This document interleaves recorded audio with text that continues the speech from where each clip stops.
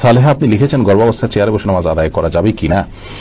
আল্লাহ সূরা বাকারার 286 নম্বর আয়াতে বলেছেন, লা ইউকাল্লিফুল্লাহু নাফসান ইল্লা উসআহা, মানুষকে আল্লাহ তাআলা তার সাধ্যের বাইরে কোনো কিছু চাপিয়ে দেন না। ইমরান ইবনে হুসাইন রাদিয়াল্লাহু তাআলা থেকে একটি হাদিস বর্ণিত হয়েছে সহিহ বুখারীতে।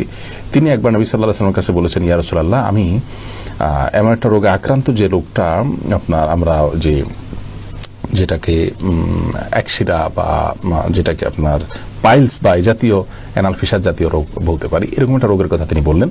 তখন নবী করিম সাল্লাল্লাহু আলাইহি সাল্লাম তাকে বললেন, তিনি বললেন যে অবস্থা আমার সালাত পড়তে কষ্ট হয়। তখন তিনি বলেছেন, তুমি দাঁড়িয়ে সালাত আদায় করো যদি পারো, আর যদি না পারো তাহলে বসে পড়বে, আর না হলে তুমি কাত হয়ে বা শুয়ে পড়বে। তো এই হাদিস থেকে আমরা স্পষ্ট জানতে পারি অসুস্থতাজনিত কারণে যদি কেউ সালাত যথাযথভাবে সঠিকভাবে দাঁড়িয়ে যথানিয়মে পড়তে না পারেন, তাহলে তিনি যেভাবে পারেন সেভাবে আদায় করবেন।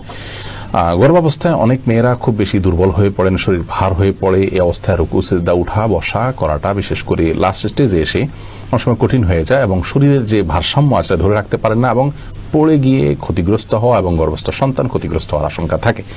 এরকম যদি অসুস্থ কোনো মা থাকেন এবং এই পর্যায়ে চলে যায়, তাহলে সেক্ষেত্রে তিনি যদি দাঁড়ানো থেকে চেয়ারে বসতে পারেন, চেয়ার থেকে দাঁড়াতে পারেন, এটুকু পারেন, তাহলে দাঁড়িয়ে সালাত শুরু করবেন। রুকু সিজদার সময় চেয়ারে বসে ইশারা রুকু সিজদা এবং বৈঠক এগুলো সব করবেন।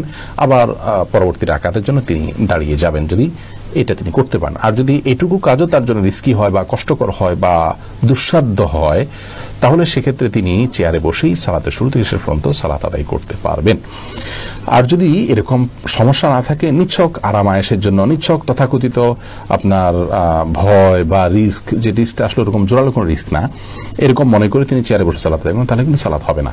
তার অবস্থাটা কতটা আপনার নিরুপায়ের অবস্থা সেটা আগে বের করতে হবে। যদি তিনি সত্যি নিরুপায় হন এবং রিস্কটা প্রবল থাকে উঠা বসা করে সালাত যথাযথভাবে করতে গেলে, তাহলে সেক্ষেত্রে অবশ্যই তার জন্য বসে সালাত আদায় করার সুযোগ আছে চেয়ারে।